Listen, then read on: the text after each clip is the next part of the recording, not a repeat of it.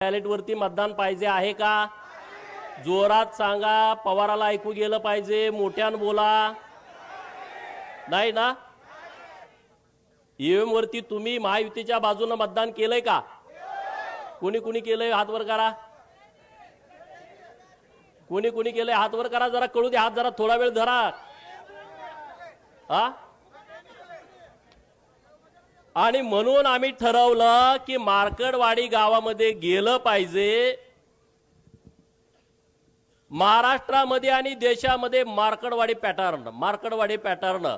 आणि पहिल्यांदा पॅटर्न कुणाला दिसला?